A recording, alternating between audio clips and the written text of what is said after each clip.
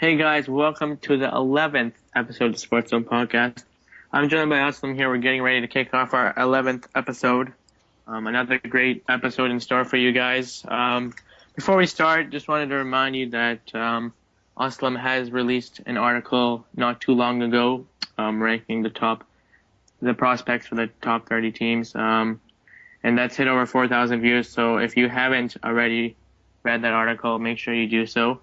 And I will be coming out with an article, obviously related to baseball, pretty soon. So make sure you stay tuned. But back to the podcast. Yeah, we have a good show for you. We do have another guest joining us. Obviously, last episode we had a guest talking baseball. This week, our guest will be talking baseball as well. I guess baseball happens to be really popular. I'm not too sure. But yeah, good episode coming up. We got baseball. We got some hockey, some NBA. And then the question of the week. Aslam, do you have anything to say? No, I'm good, man. So we were joined here by one of our great friends, Fayaz. How's it going, Fayaz? Pretty good, pretty good. Thank you, gentlemen, for having me. No problem. So, Fayaz, obviously the Blue Jays, just coming off the All-Star break here, just won the series against the Rays, and they're, heading into Oakland now. As you look back at the Blue Jays, looking at this team and what, they put on the field, what has surprised you about the Blue Jays?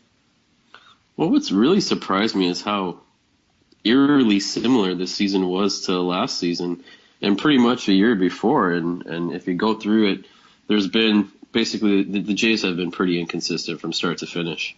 Mm-hmm. They put together a winning streak of 11 games, and now they've lost 12 of their last 19. So, you expect some kind of consistency with this team, given that the nucleus of the team has been pretty consistent since the 2013 season. So that's been a surprise. What's really surprised me is I know that Jose Reyes has gotten a lot of flack for his defensive shortcomings at shortstop. But I think something that goes kind of under the radar is the unbelievable stats that Drew Hutchison is putting up on the road compared to his home starts. Mm-hmm. As a number one starter, you got to be a stopper. If your team's on a losing streak, you got to be able to put together a good start, and especially on the road, and put your team in a spot where they at least have a chance to win. And when you're pitching 4 innings, 3 innings, barely getting into the 5th inning on the road, for a number one starter, it's not necessarily a recipe for success. So I think Drew Hutchison's ability to pitch on the road has actually been the biggest surprise for me, or inability. Oh, awesome. Yeah, so I completely agree. I mean, I was talking to Adam earlier off here about Drew Hutchison, and, Jose Reyes has been definitely a talked about issue in Toronto, and obviously a couple of the errors he made costing the Blue Jays some games, definitely a huge talking point for the Blue Jays. We also talked about Alex Anthopoulos and he's feeling some pressure to make a move. How would you feel about losing, one of the Jays' top prospects or top youngsters in Stroman, Norris, or Sanchez? And if you had to lose one, which one would it be and why? That's a good question. We got to look at this season realistically. The Blue Jays are much more, I think, than a starting pitcher and a closer away from a legitimate playoff berth. I would have difficulty leveraging the future for a potential wild card spot. Unfortunately, the Yankees are playing really well. I'm watching the game right now against the Orioles. They're up 2-0 right now. They're a team that's put it together. The Jays are only 4.5 games out, but again, what is it cost to get somebody like a Johnny Cueto for the last 2 months of the season? You're going to have to give up one of a Daniel Norris or a Hoffman or a Stroman or a Sanchez. If I'm I really don't want to part with any of those guys.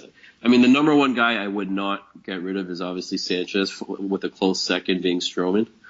But really, for the sake of 2 months, I'd rather go into next year with a stockpile of arms, given that Burley's probably not going to be back, than leverage my future for 2 months. And don't forget, guys, there's nothing guaranteed. They can get Cueto, they can get Samardzija, they could get Matt Fiers from Milwaukee.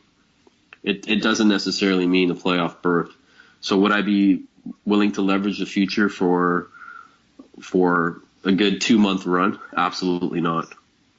Well, you said it perfectly there, Fayaz. Obviously, the Blue Jays are definitely more than one move away, and like you said, you just because you make a move, even if you get a Cueto or a Hamels or whatnot, it doesn't mean anything. I mean, I think when I look at it, I think that the Blue Jays fans, obviously, this whole playoff drought, whatnot, 20 years, and I think fans are just desperate, to make the playoffs. But when you really look at it, I don't think it's really worth mortgaging your future. Even if you get past, you're not. I don't think the Jays can win the division, in my opinion. I think that they probably have a better chance at the wild card. And obviously with the wild card being that 1-game playoff, if you get all the way there, and if you lose, it's just going to be such a terrible feeling.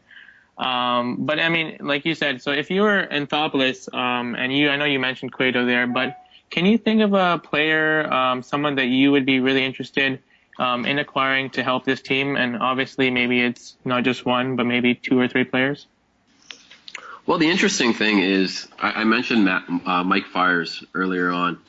He's actually a starting pitcher on the Milwaukee Brewers. The really peculiar thing about Fiers is that he's controllable. I believe his contract doesn't come due until 2018 or 2019.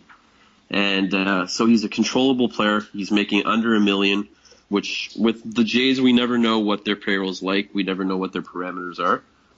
And he's got good stuff. He's a sinker ball, heavy fastball kind of guy. So he gets a lot of ground balls, and playing on that Rogers AstroTurf.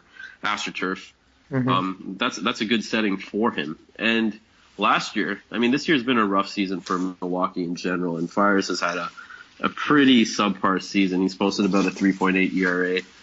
But this is a guy who historically has posted a strikeout an inning. If you look at his stats last year, he had he was just over a strikeout an inning last year, had a 2.13 ERA, limited action. He only made 10 starts.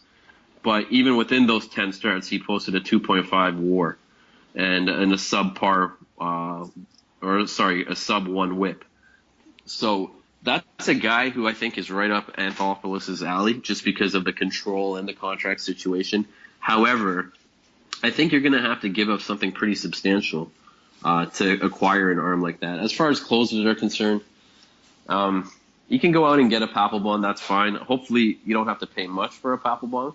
But I'd be really reluctant to give up a Hoffman or Norris to get a closer arm. I rather give a guy like Castro a second chance, or just stick with Osuna. He's shown that he has the makeup to be a closer at this level. Awesome. Yeah. So I was just wondering, Josh Donaldson, obviously his trade was a huge thing for Toronto Blue Jays fans, obviously coming from Oakland, and him being, setting 14 million of MLB votes this season. Just a week ago, he played for the AL. What do you think of that trade, looking back on it now? And what are your thoughts on the trade as a whole? That seemed to be actually a pretty hot topic issue on the radio today in Toronto. The Jays, in my opinion, obviously won the trade. I mean, they have arguably the best third baseman in baseball in Josh Donaldson. I remember when the Jays acquired Josh Donaldson, I said to a lot of my friends, basically, we just got ourselves a potential MVP, and don't be surprised if he has a better season than Batista. And, I mean, Josh Donaldson has not only put up 23 home runs and almost 60 RBIs if he hasn't passed 60 already, but he's also hitting, close to 300. And if you look at Josh Donaldson's stats historically, he's a 260, 270 hitter. Now he's also playing in the Rogers Center. He's not playing in the Oakland Coliseum, so that helps. But I have to say that the Jays definitely won this trade. Brett Lawrie stayed very healthy for Oakland, which is a positive for them. He's only missed 6 games. Kendall Graveman is the number 3 starter in this league, and he could only get better. I think time will tell. I think as one-sided as it looks, it's too early to assess who's won or lost a trade. But I'd be hard-pressed to look into the future and see that the Jays don't win this trade unless Donaldson ends up walking at the end of his contract and Graven becomes a Cy Young winner. Absolutely. Well, I mean, I think we are obviously on the same page here. Going back to the whole trade discussion about parting with prospects. I mean, Stroman, Sanchez, Norris, Hoffman. These are really high potential players. They can definitely help our organization in the coming years. So now my question is, obviously next year you look at the Blue Jays. Marcus Stroman, he's coming back from that injury. He's still got 1 year of control left with Jose Bautista and Edwin Encarnacion. I mean, and you still have the same nucleus, the same core. So, I mean, what is there to say that we won't be as good like next year? I mean, wow. I mean, obviously, it seems that the Blue Jays are obviously, in that buy mode. But how would you feel like if the Blue Jays, didn't acquire that big arm, or they stood a little bit pat, obviously not selling, but if they were more quiet at the deadline because of the fact that we know that we still have a very good chance to compete next year in the division. Obviously, we don't know what other teams are going to feature, but how would you feel about that?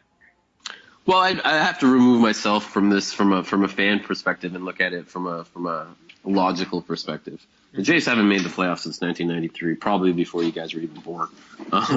So it's been a long time. They have a starting rotation, a potential for a starting rotation that could be the next Smoltz, Glavine, Maddox, Avery. Maybe not Hall of Famers like that, but they have shut down talent in their system. You have the likes of Hoffman, who I know, I understand he's come off Tommy John, but with the recent players coming off Tommy John, they're throwing harder. They're getting more break on their pitches. Stroman is he's an arm.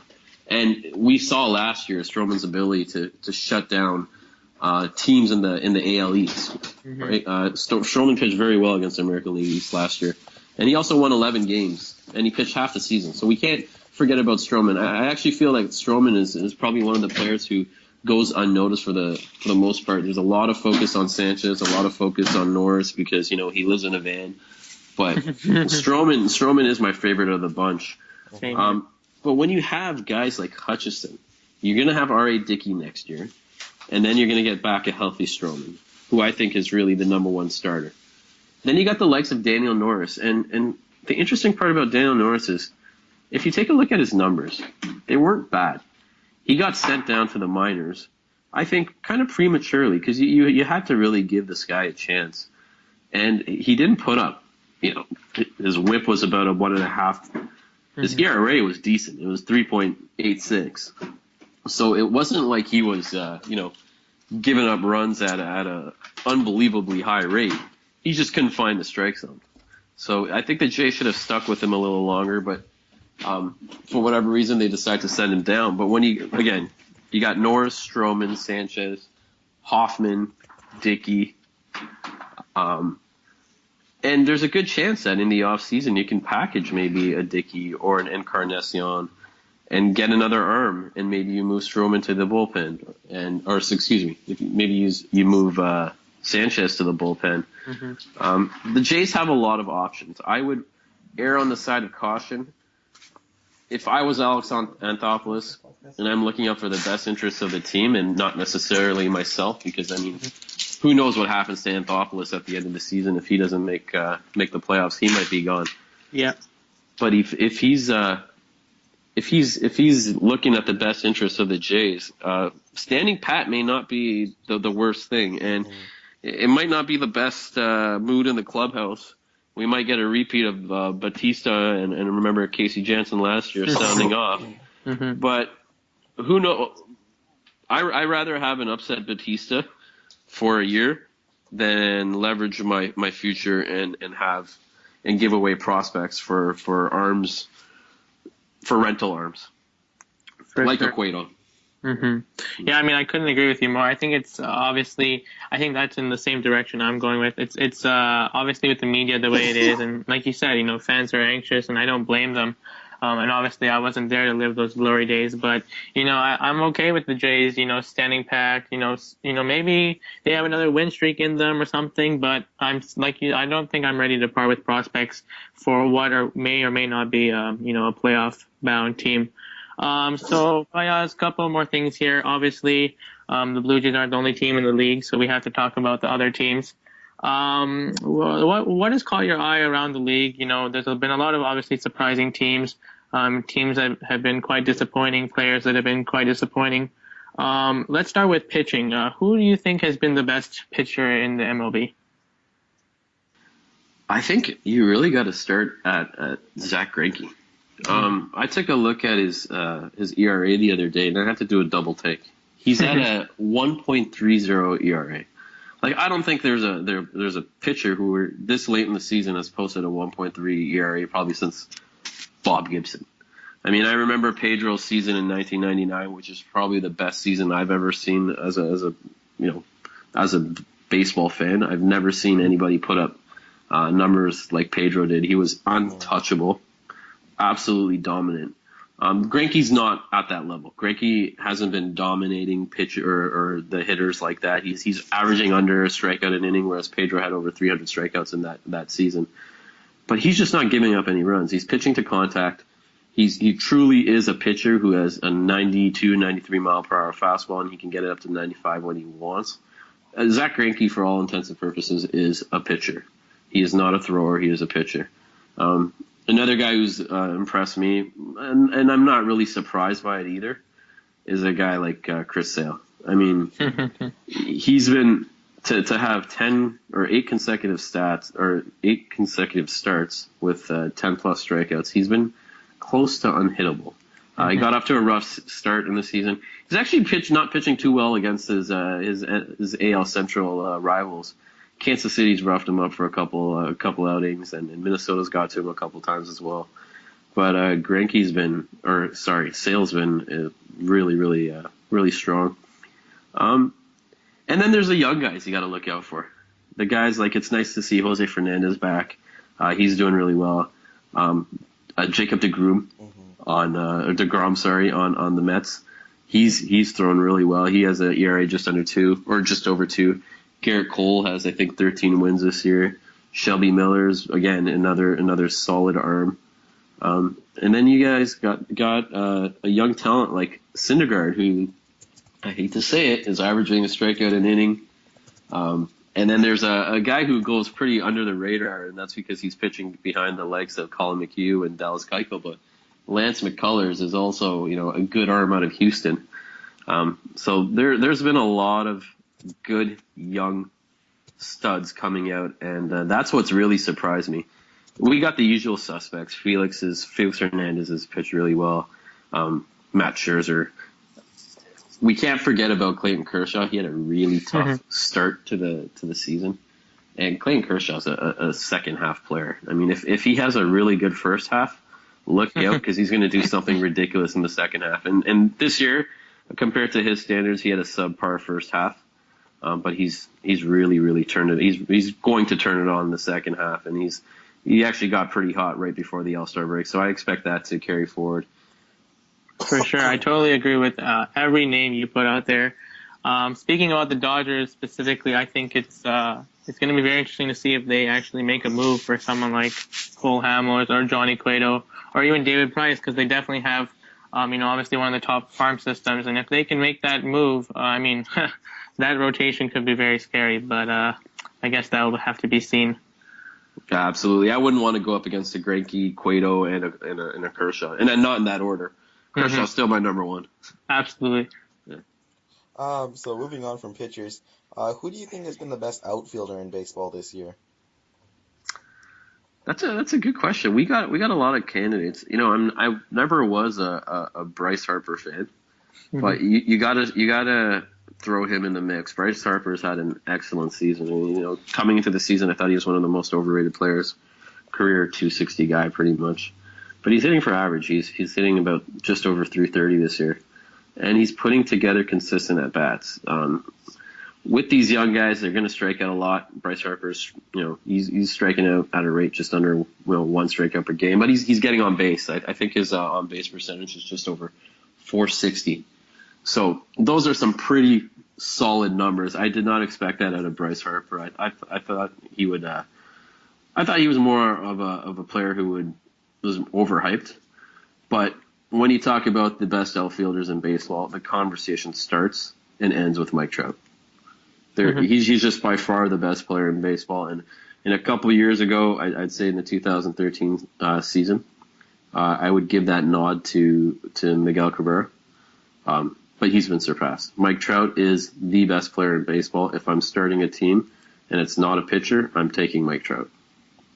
For sure. I definitely agree with that one as well.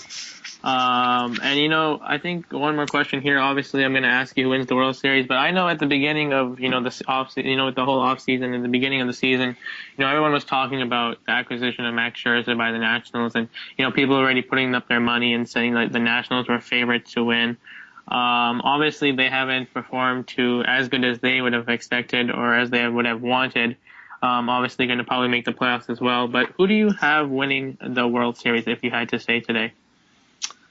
That's a good question. I'm not sold on any team, obviously, in the American League East, and I'm not sold on the Royals in the Central, and I'm not sold on anybody in the American League West. So I actually think the winner of the World Series is going to come out of the National League. And if you look at the teams in the mix right now, you got the Nationals. You surprisingly have the Mets, who have pretty decent starting pitching. They just don't have the offense. They're actually exact opposite of what the Blue Jays are going through. And then you got the usual suspects in the Central. You got St. Louis, who's putting up just amazing numbers. They're 58 and 34 coming into action today. And then you got the Pirates, who are only 4.5 games behind them and hold the second best record in the National League Central. And then you got the Dodgers and the Giants, and you can't really count out the Giants because they just know how to win. They've been there before. They won 3 World Series, just in the past, decade? Yeah. So you can't count out the San Francisco Giants. But if somebody if you're putting a gun to my head right now and asking me who am I going to pick, I would have to go with the Dodgers. I just don't see a better starting rotation than that right now. And yeah, you got you got Washington, and you got the likes of Strasburg and Scherzer and et cetera. But I just don't see. I see Clayton Kershaw coming back with vengeance this year after that subpar postseason last year. Awesome. So the question of the week this week, actually, we're talking about the best and the worst logos in sports. Obviously, I particularly love jerseys. I collect them a little bit, and I think that jerseys and logos in particular, team logos, are a very fascinating subject. Team sports, obviously, the logos make a huge difference to me, actually, whether I want to buy a jersey or not. So who do you think, or what team's logos do you think from any sport are the best and the worst? Oh, that's a good question. I gotta think about that one. This might sound a little crazy, but I never liked the Montreal Expos old logo. I know they're no longer a team, but I was never a fan of it. Maybe it's because I was a diehard Blue Jays fan, and I only felt that there was one team in Canada. But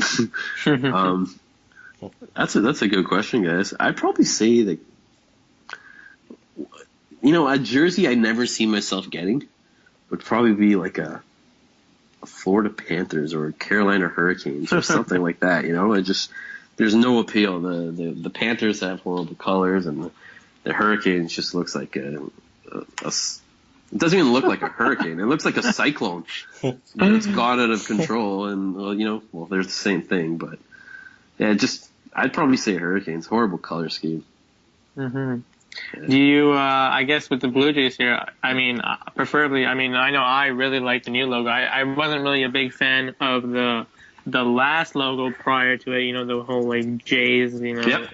Yeah, I didn't really like that one. But I did like the one before that when they had the bird with the bat in his hand. I didn't think it was that bad either.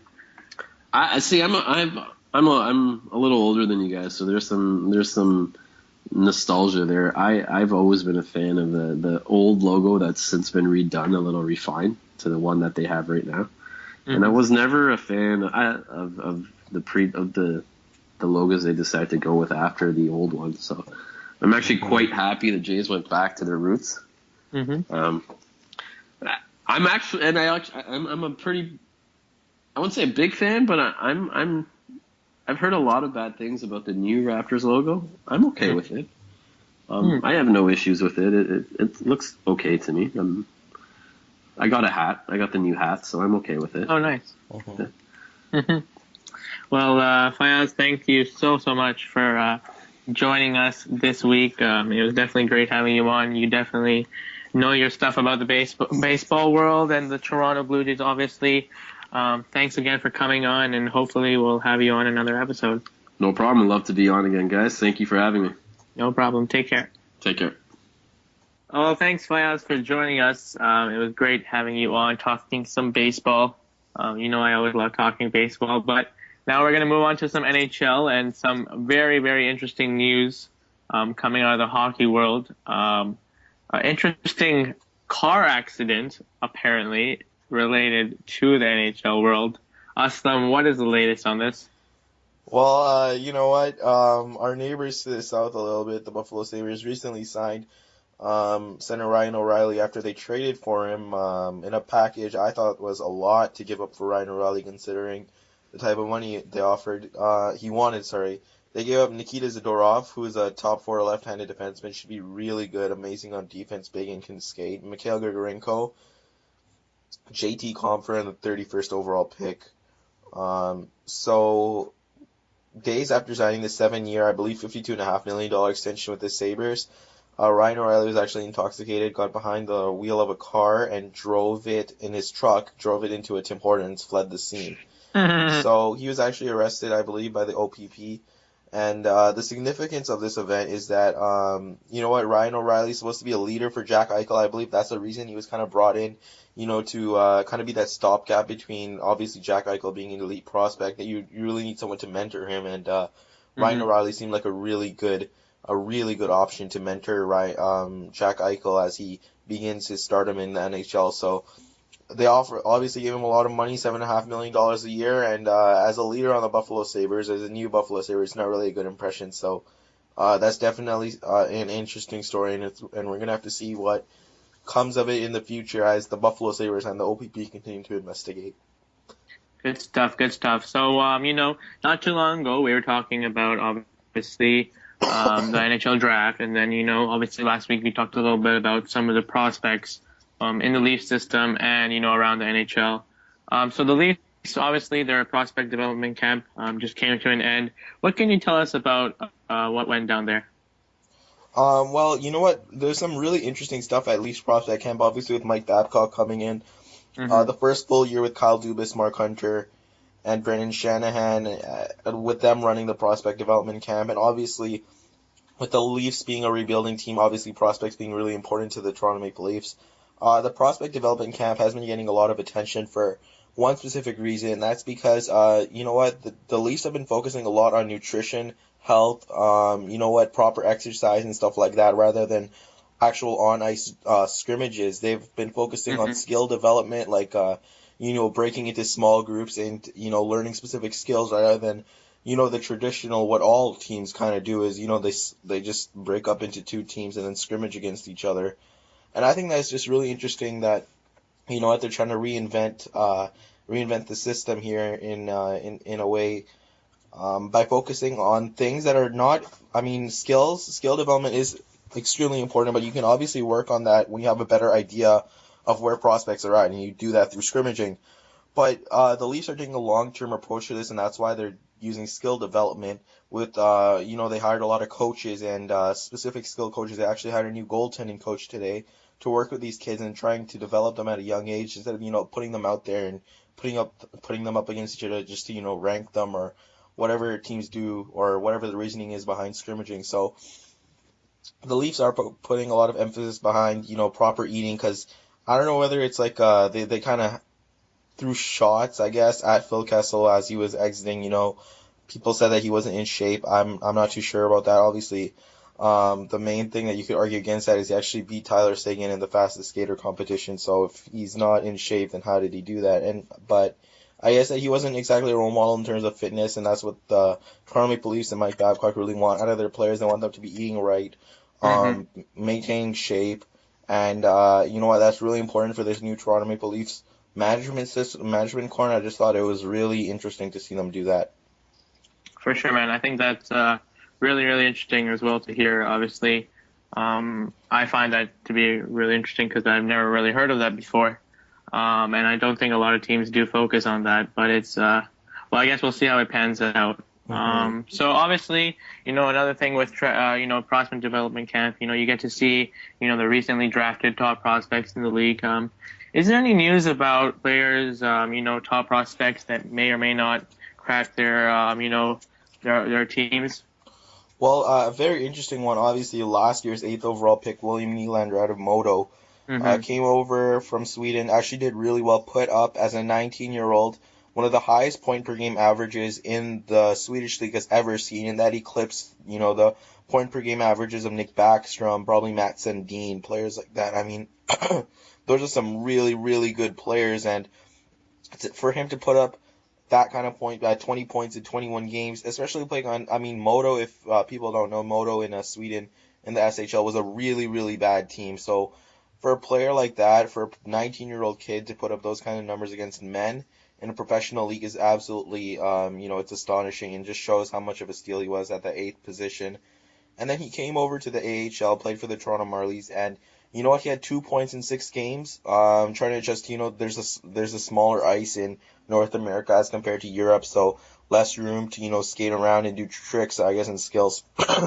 Some European players have trouble adjusting, but he had that small adjustment period, two Mm-hmm. points in 6 games, and then after that, he actually went on to score 32 points in 37 games, so he was nearly a point per game in his last 30 games, and that's absolutely astonishing as well. So the Toronto Marlies are actually out of the playoffs when William Nylander came in around December time, and then when he came to the Marlies, in January, February, they actually made a strong run to the playoffs, made it to the playoffs, so won the first 2 games against the powerhouse Detroit farm system in the AHL. I believe it's the Grand Rapids Griffiths. And then they ended up losing that series, but it just comes to show how much of an impact Nylander had. And some interesting news on Nylander is that Kyle Dubas actually said that the plan is for him to start the season playing center in the AHL for the Toronto Marlies. He actually played wing before, and the Toronto management group obviously sees William Nylander playing center in the NHL. Um, and that's going to be extremely important. I mean, if we have our top two centers set in Marner and Nylander, then it's a huge step towards rebuilding the team. So, Mm-hmm. I mean, we could see Nylander play at the end of the season after the trade deadline once guys like P.A. Parenteau, Sean Matthias are all moved. Potentially Tyler Bozak. I'm mostly talking about the UFA, so we might see a little glimpse of him in the NHL, but he should start the season in the AHL with the Toronto Marlies. Okay, and what about Mitch Marner? Mitch Marner is actually likely to go back. I would say he's likely to go back to London and play another season in the OHL with the London Knights, just because his skills are NHL ready. I mean, he plays good defensively, so his skill set is definitely NHL ready. I would argue his body is not. He's still like 5'11-ish and 159 pounds, so he definitely needs to add some muscle. And I believe that, there's no point in really rushing him, putting him around a terrible team like the Leafs are supposed to be next season. I mean, if you put him down, if you put him up here, it's only going to lower his morale. And if he struggles, then that could be a huge, step back in his development. So put him on a really good London Knights team back in the OHL, let him compete for the Memorial Cup, play for Canada in the World Junior Hockey Championships around the Boxing Day, Christmas time, and you know what? He might be ready to go next season. He probably will. For sure, yeah, absolutely no rush there. And I know a couple episodes, we talked about the whole, Sega that was going on in, Phoenix, with the team, moving and where would they go. And, there's a lot of obviously questions, surrounding their franchise, and a lot of people suggesting where, the new expansion team should go. Obviously Las Vegas was one of the big names there, but we also talked about some other, possible cities. What's the latest news on that? Well, it's believed that the Quebec City actually, or Quebec, is the most aggressive in pursuing a new expansion team for the NHL, maybe expanding to another team. I believe that they're ready to launch the $500 million bid for a new team. Obviously, they want to try and bring back the Quebec Nordiques, which moved to Colorado back in the day. So Hmm. I've heard that they are definitely extremely aggressive. Second team in Toronto, I mean, it could work, so they're trying to do it there. the NHL is extremely interested in bringing a team to Las Vegas. I'm not actually a fan of that, but the NHL actually is very interested in bringing a team to the Las Vegas market. I talked about the second Toronto team, and I think lastly, Seattle has a very good chance of getting a franchise, whether that be through relocation or whether that be through expansion. So it's going to be really interesting to see what happens. I would expect a team in Seattle and Quebec for sure, with Toronto being, kind of in fourth place there and Las Vegas being in third. So that's what I can say about expansion and relocation in the NHL. It's going to be extremely interesting to see what happens with, the Arizona Coyotes and their arena deal, how they're going to work it out long term. For sure. I know, you look at the baseball situation, I guess you see the Montreal Expos are always a team that, people want to see again. They want teams to, come back to Montreal. They want to, relive those days. And I think oftentimes people don't really consider that, it seems like something so easy and something we can say, but there's obviously a lot more planning and a lot more execution that has to go in, and it's definitely not a simple process. So moving on to the NBA here.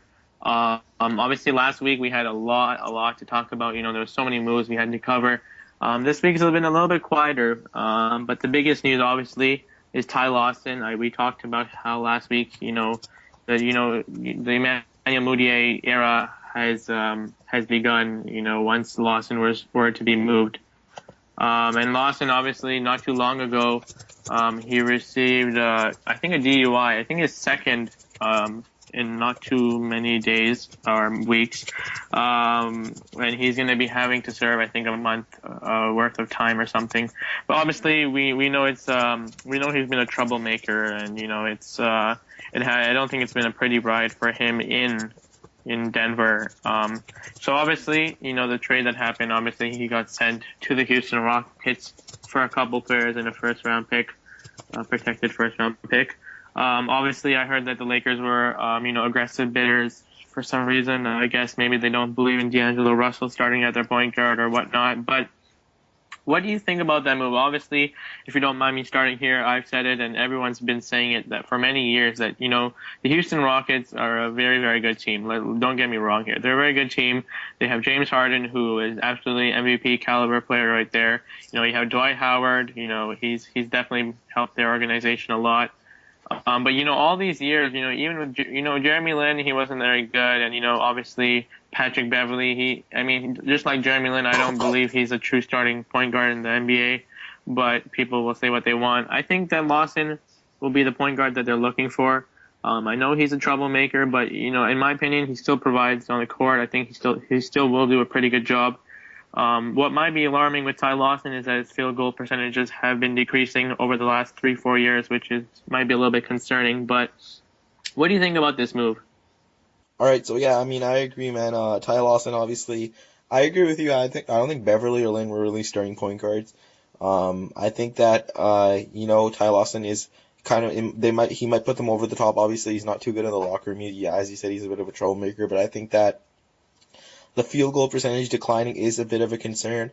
But I really think that they needed to add someone at that point guard position. I think that they're strong at all positions except that point guard position, so definitely giving Ty Lawson a shot there. He can't do any harm, and you know what? It might give them the extra, edge to put them over the top in the playoffs. So it's a good move by Houston, in my opinion. I completely agree with what you said. Yeah, I think you're absolutely right there. I'm looking at the Rockets team just here. And, I think that maybe, obviously with the West being as competitive as it is, I think that the Rockets may or may not choose to, enhance their four position. Obviously, Terrence Jones, he's a young kid, young rookie. He's been dealing with injuries, but I think that, the Rockets might look to improve their power forward position. A couple of years ago, I think maybe actually last year, if I'm not mistaken, Chris Bosh obviously was on their radar. I think you look at the West, you look at a very strong, conference, a lot of good big men in their conference. Obviously the market as it is right now, not too strong in terms of, free agents that you can sign. Do you think that the Rockets might look to upgrade at the four position? And do you think, if he is still available, Kenny Reed might be an option?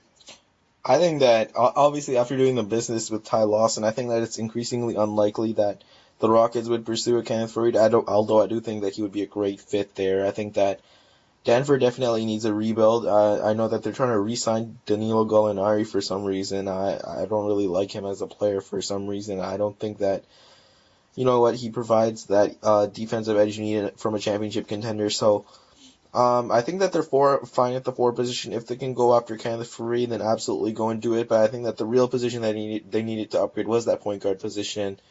Since they've done that, I think that they're fine at the 4. I think Kenneth Faried, as you said, would be definitely an upgrade. I think that he would be really good there. But if the price is too high, or Denver doesn't want to deal him, I think that's fine. For sure. So obviously, summer league is going on in NBA. A lot of the first round rookies and I guess second round rookies are getting a chance to showcase their talents. Obviously, we talked about how we were shocked with the Lakers obviously drafting DeAngelo Russell over Jahlil Okafor. I mean, we obviously came up with some maybe possible reasons why they did that. Maybe the whole, carrying that scoring torch after Kobe. Obviously he's in his final years here in LA, but I mean, DeAngelo Russell. I mean, first let me just say, obviously, I like to, I often criticize players in baseball when they start off the season very slowly, and we obviously don't realize that it's a very long season. And even similarly in the summer league, I mean, we might criticize players here, but maybe we're jumping the gun, obviously, because there's still so much time. But obviously, this has to concern quite a few people here. Especially in the Lakers organization, after picking DeAngelo Russell over Jahlil Okafor, he has not been performing at all like a second overall pick. He has really struggled in the summer league. What do you think about the Lakers? I mean, obviously, maybe they're starting to regret that move. Then again, we might be jumping the gun, and he could go on to win Rookie of the Year next year. But what do you think of his struggle so far? Well, obviously, I mean, it's just the summer league, so it's a really small sample size. I believe he played 4 games, if I'm not mistaken. Mm-hmm.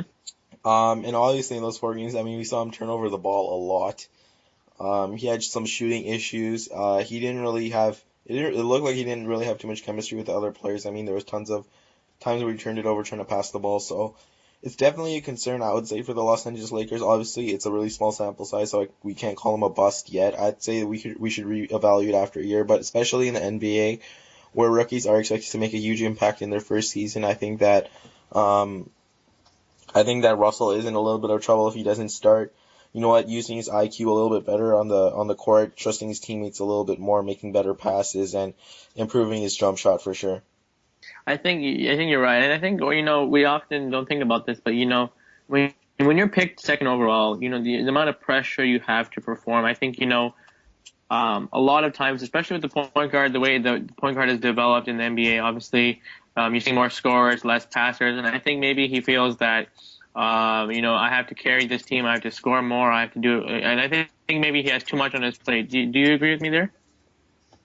Well, I mean, he has Kobe as a very good mentor there, and I think that he's not going to let him struggle as much as another rookie might in another situation. I think that the Lakers are still definitely a strong team, and having Lou Williams there as well should definitely help them at the guard position. I think that it will be a bit of a learning curve for DeAngelo Russell playing for the Lakers. Who knows if it's gonna be as bad as we saw in the summer league, but I think that he might have some trouble adjusting to his new teammates, and I think that it should be a concern for the Lakers, but I don't think it's gonna be as bad as we saw in the summer league, if I can say that. For sure. So obviously moving from struggling to rookies that are playing really well. Obviously the Raptors drafted Norman Powell in the draft. Obviously he wasn't in the first round, but he has proved to be an amazing player so far. Once again, small sample size, yes. But along with many other rookies that have done well in the summer league, like T.J. Warren and Doug McDermott, and actually Seth Curry, which is nice to see. What are your thoughts about Powell? Obviously, his role in the Raptors might still be a little bit unclear right now, but what do you think of his performance so far? Well, obviously, I mean, he tore it up in the summer league for the Raptors. But I do think that this is one of those situations where it is a really small sample size, and I think that we do have to be extremely careful here. You know what? Not to put too much pressure on him, not to get ahead of ourselves, but Mhm. it's really encouraging to see what we've seen so far. For sure. And then we're going to talk about some free agents. Obviously, not much going on. But first, obviously, we talked about David West. We might have touched on this last week, but we had talked about how we would like him in Toronto Raptors. Obviously, he went to the Spurs. Apparently, he turned down more than $10 million just so he could join the Spurs. To me, that says that he really wants to win a championship badly. He's a veteran. His time, he's still, obviously a valuable player. He's going to come off the bench behind Duncan. He's going to come off the bench behind Aldridge. He has Popovich coaching him. What do you see in this situation here? Well, obviously, I mean, that's a lot of money to, leave on the table, especially for someone his age. Mm-hmm. I know that he signed a 1 year deal. I believe there's a player option for the second year. So I think that the Spurs are definitely going for it all this season. I think that David West is not going to completely be a bench player. I think that he's going to split half the time with the, sorry, with Tim Duncan there, just so that they can conserve his energy as he gets older into the For sure. playoffs. So he's going to definitely split time. I think that he provides a good, two-way game off the bench, and I think that he will be a key player for the Spurs in their push to, maybe knock out the Thunder, the Warriors, definitely in that Western Conference final. I know I predicted that they're probably going to go all the way last playoffs, and I think that was a little bit ridiculous now looking back on it, but I think that they are favorites going in to this year with LaMarcus Aldridge. And I know it's a bold prediction, but I wouldn't be surprised to see them in the finals this year. I think that they do have a better squad than Golden State with the addition of Aldridge and West. For sure. I think it's actually pretty exciting if you really look at it. I mean, you just said it last year. The Spurs were considered playoff, and playoff, favorites there. This year again, playoff favorites. And then in the next couple of years, you have LaMarcus Aldridge and Kawhi Leonard, and then a bunch of free agents that may or may not come in, and they're obviously going to be continuing to compete in the conference. So I mean, it's really interesting in my opinion. To see a team like we talked about, a dynasty who's always, been able to compete, always been able to, put those championships together. So moving on here, obviously, the Brooklyn Nets, obviously Raptors rivalry. None of us like them, but they have been a little bit busy this offseason. The Deron Williams era has officially ended. Obviously, I mean, he wasn't on a very pretty contract. I mean, he's been dealing with many injuries. He's obviously not the same guy he was back in the day. He's heading to the Mavericks. What do you think about that deal? Well, I think that it's a great redemption opportunity for Deron Williams in Dallas. I think that it's a much better position than he was in Brooklyn there, where he's, I think in Brooklyn he was kind of counted as the guy. Mm-hmm. The go-to option on offense. In Dallas, is going to be a much more structured system, where Dirk Nowitzki's probably going to be the lead guy still, and Wesley Matthews there. Chandler Parsons is probably going to do much better in his second season. So I think that it's definitely a good signing. I believe it's a 1 year contract. Yep. So it's not too bad it's not a risk at all. I mean, if Deron Williams regresses and becomes a backup winger, you're not really losing much at all. Mm-hmm. But it was just an absolutely terrible contract that the Brooklyn Nets handed out to Deron Williams. But I don't think that they had an option back then. Mm-hmm. So I think that he's going to succeed in Dallas. I wouldn't be surprised to see him maybe put up 15 and 8. I think that those are realistic numbers for him to put up in Dallas. What about you? I think maybe 15-8 might be. I mean, I still think that Deron Williams is going to deal with injuries. I mean, his whole career has been around injuries. It hasn't been pretty for any of the teams that he's really been on. I mean, he's always dealt with injuries over the years. I mean, last year I thought he showed some really good signs of improvement when he was around. But obviously Brooklyn now in a little bit of a situation. I guess, bringing back Brook Lopez. Word is they're trying to, move Joe Johnson, which could be very interesting to see who takes him. But they recently acquired Andrea Bargnani, and obviously Bargnani actually, in my opinion, was actually a very bright spot to the New York Knicks end of the season there last year. I know when I was in New York and I went to see the Knicks at Madison Square Garden, I know I saw him playing. He was hitting quite a lot of points there. I mean, Bargnani is no longer the Bargnani we know and that we saw in Toronto, but I like this move to the Nets. He's going to be playing with obviously Brook Lopez there, and he can definitely be a scoring option. What do you think about that move? I actually think it's a good move. I don't have too much to say on this one. I just think that Bargnani, he's probably past his prime. We're obviously sick of him in Toronto. Um, I mean, I think we know at this point what Bargnani is. He's a soft kind of 4 or 5 guy. Hmm. Can't rebound really to save his life. Pretty bad at shooting threes. And you know what? It's gonna be interesting to see him in Brooklyn. Obviously, I think that when they come to Toronto, it's gonna be an extra reason for us to boo him and them as a team. And I think that you know what? He's gonna put up the same kind of numbers he did in Toronto and in New York. I think that at this point it's pretty safe to consider him what he is, and you know what? Appreciate him for what he is with that 3-point shot, and basically that's all he has, and a bit of a outside game. For sure, I think it's actually quite sad that Bargnani, someone of his height, really struggles for some reason to average a consistent 5-6 rebounds a game. I don't know. I don't believe he can even do that. So I think that's very interesting. Obviously, another move here we need to talk about. Actually, not another move, a potential move, should I say? The Miami Heat. Obviously, they've been not a busy off season, but they're really shaping out. Like I said, I really like where they're going. Obviously, Hmm. Dwayne Wade's coming back. Chris Bosh hopefully healthy. You have a Hassan Whiteside. You have Justin Winslow coming out of the prospect NBA draft. So obviously, at the point guard position, you have a little bit of a situation there. You have Mario Chalmers, Shabazz Napier. I really like Shabazz Napier, and I do think Mario Chalmers might be more expendable here. Word is they are looking to move one of these two guys. What do you think about this? Obviously, they have Goran Dragic at the point guard position.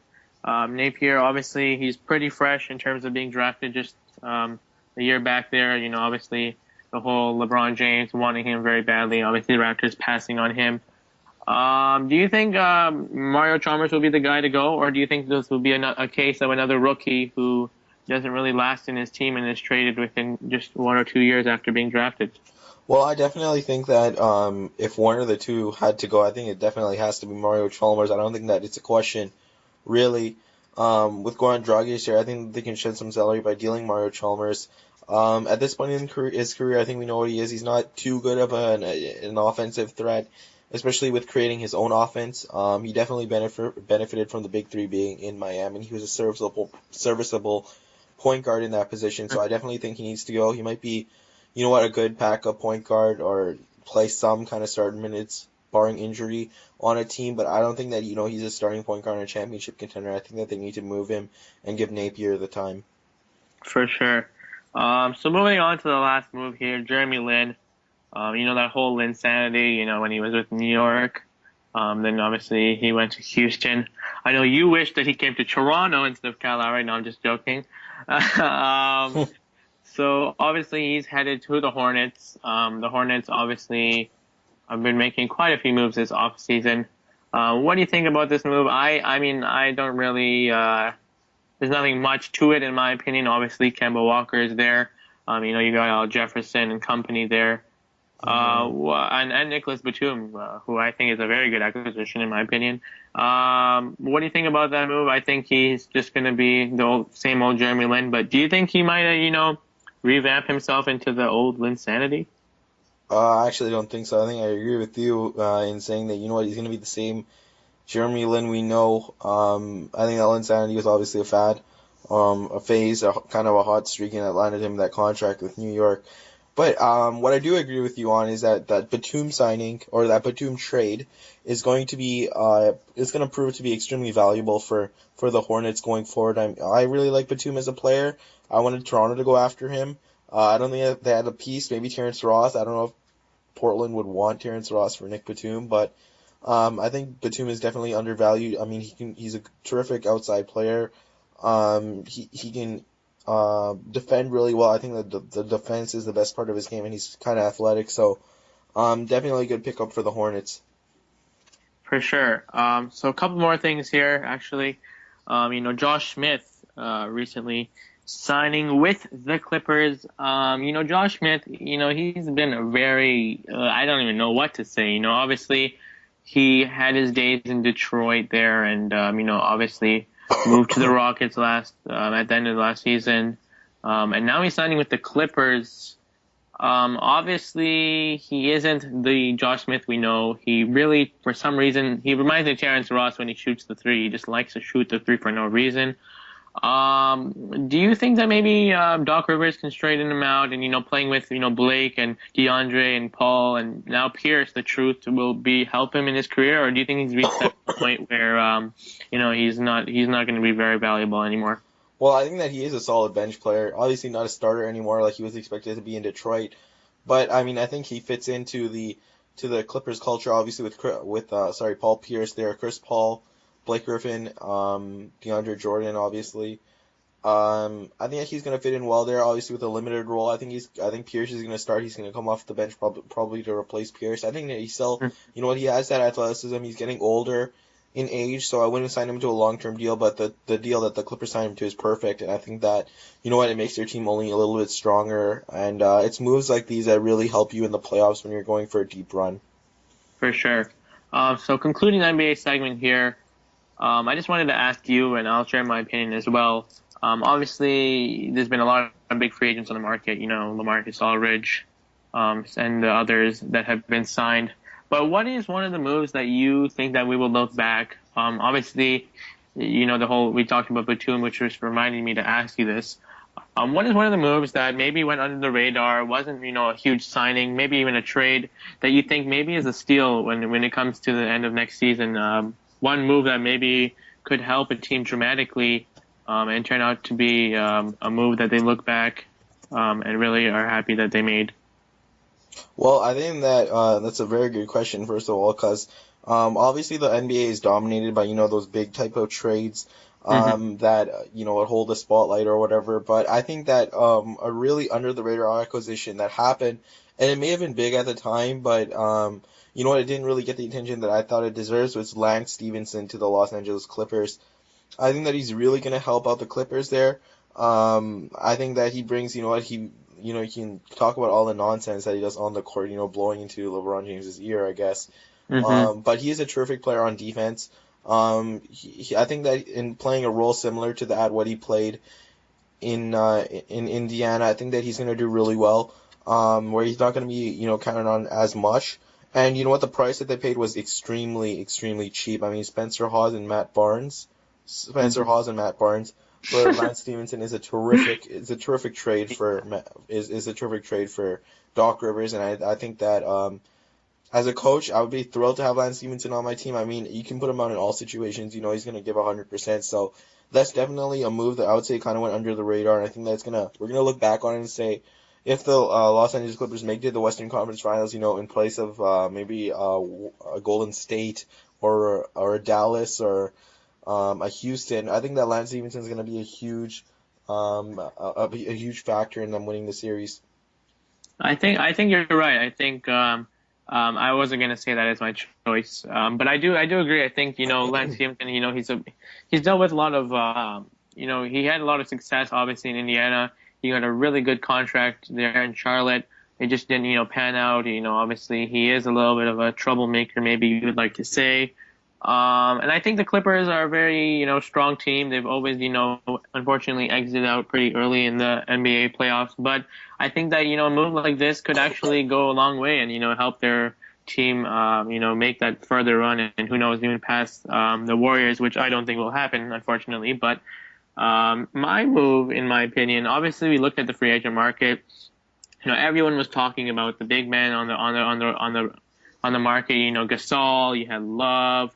You had obviously LaMarcus Aldridge. But one move I think that is going to turn out to be an excellent move, and I actually feel is my favorite move of the offseason, is Greg Monroe to the Milwaukee Bucks. And I know you actually, when we talked about this, you said that you really liked this move as well. Obviously, the Bucks are still a very, very young team. Monroe, obviously, I think many teams, for that matter of fact, would be interested in him. But, you put Monroe there, you have a healthy Jabari Parker. You have a very young team. Obviously, Jason Kidd there is, at the head of all of it.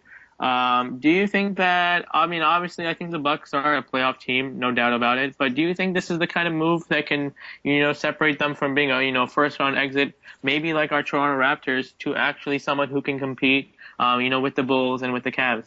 Yeah, man, I think that the Bucks are definitely a really good team going forward. I think that they're an extremely athletic lineup that provides some athleticism, back to the basket ability with Greg Monroe there.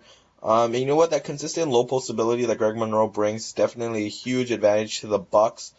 And I think that, going back on what you said, I don't think they're a first round exit team at all. I think the Greek Freak, obviously getting a little bit older, he's going to be a beast. Mm-hmm. Um, Greg Monroe, obviously a huge part of that lineup. And I think that if they went up against last year's Washington Wizards, I actually think that they would have not got swept. That's for sure. Mm-hmm. I think they have too much athleticism not to get swept, and I think that they're going to be an extremely fun team to watch in the future. And I think that they could make it past the first round for sure, especially in the East. For sure. I absolutely agree. I think, they're one of those teams with a really high ceiling that we will see in the playoffs for many years to come, just like, the Boston Celtics and the Atlanta Hawks. Absolutely agreed. So moving on to the question of the week here. The question of the week this week is the best and the worst logos in sports in general. For our purpose of this podcast, we're going to specifically talk about the MLB, the NHL, and the NBA, which we obviously talked about in our podcast. So kicking it off here, if you don't mind me going first, Aslam, the best logo in the MLB is the Toronto Blue Jays, in my opinion. Who do you have as the best logo? Actually, for the MLB, I have the best logo as the Cleveland Indians. I just really like the color scheme there, and I think that the caricature there of the Indian is actually really nice. Okay. And for the worst logo for the MLB, I actually have the Colorado Rockies. I don't really, I'm not a fan of their color scheme, first of all, and the whole whatever that is, the Rocky Mountains or whatever. That doesn't suit baseball. I don't know if it's just me, but I just can't. I don't really like it. What about you? Yeah, man, I completely agree with you. I don't really like it either. But for me, I'm gonna go with the Cincinnati Reds. I just think it's way too plain for me. I mean, it's just a C on a splash of red, so I don't really think that it's anything. It could be much better. Well, I mean, in baseball, there are quite a few logos that are pretty plain. I mean, look at the Cubs and the Yankees and the Royals and a lot of teams hmm just writing their letters, their initials of their ball club. So, I mean, maybe teams have chosen not to, move away from that historic logo and, reform it like teams like the Blue Jays have, I guess. Yeah, it makes sense. You want to go on to the NHL first? Yep, sounds good. So in NHL, my favorite logo, or what logo I think is the best, is the Detroit Red Wings. I think I just really like their logo. It really stands out. It seems like one of those classic, original six logos. Who do you have as the best logo here? For me personally, I think that the Winnipeg Jets logo is actually the best. I just really like the jet, and there's a Canadian maple leaf there in the background, and the color is just really nice of the blue outer circle. And it's a newer logo, but I definitely think it looks the best. I totally agree. I really like the Jets logo as well. So moving on to the worst logo in the NHL, I would have to go with the Buffalo Sabres here. Um, just like their organization is struggling, I think their logo is struggling quite a bit. Maybe Eichel is going to suggest some changes, but I really don't see it as a very attractive logo. What about you? I'm gonna go with the Columbus Blue Jackets. I know that it's a reference to American history, Hmm. with the obviously with the star there, and I just don't really think that the Columbus Blue Jackets logo is all that. I know I like the in arena stuff like the cannon shooting out, but it just doesn't look good to me. For sure. So moving on to NBA here. In terms of the best logo, I'm gonna go with the Chicago Bulls. I think it speaks for itself. The bull is the bull. Obviously, with the way their franchise has performed so successfully in the history of, like, I think in the NBA. Obviously, I think that might have been a play of why I really like the logo. I'm not too sure, but I really dig it. What about you? For the best logo, I actually think it's gonna be the Bucks. Simply because I don't know, I like the deer. I know you don't really like it, but I think the deer is really nice. well, I don't really like it, to be honest. It's just the deer. I mean, it's just so weird. I mean, you have a raptor and then you have a deer. Like, the deer is so weak, man. Come on. Well, I mean, that's not gonna be my it's not gonna be my worst logo, but my worst logo, in my opinion, is the Sacramento Kings. I it's pretty ugly in my opinion. I don't know what is going on there. So much writing, not much creativity there. Who is the worst logo in your opinion? I'm gonna go with the Pelicans there. I just really don't like what they do with the color scheme there. I think it's really plain. I think it's a little bit small. And I just think that there's a little bit too much writing and the logo just in general, the centerpiece there is not really attractive at all. And I definitely could not see myself wearing a jersey with that on the front. For sure, man. Definitely some good points we made there. Obviously, the Raptors, obviously changing their logo in the coming. I think this coming season, obviously, part of their whole rebranding and stuff. So it'll be interesting to see the reception it gets. I know Fayaz was obviously saying that he doesn't mind. I know you have told me off air that you don't mind it. Specifically, I have mixed emotions about it. It's not really exciting me, but I think as we see it on the jerseys and stuff and the alternate jerseys and stuff, I think I'll start to appreciate it a little more. But before I move on to the next question of the week, let me just give a shout out to the Atlanta Hawks. I just want to say that their logo isn't bad, but I am really digging their new jerseys. What about you? Oh, absolutely. Personally, I think that the lime green, I think it's a lime green kind of color.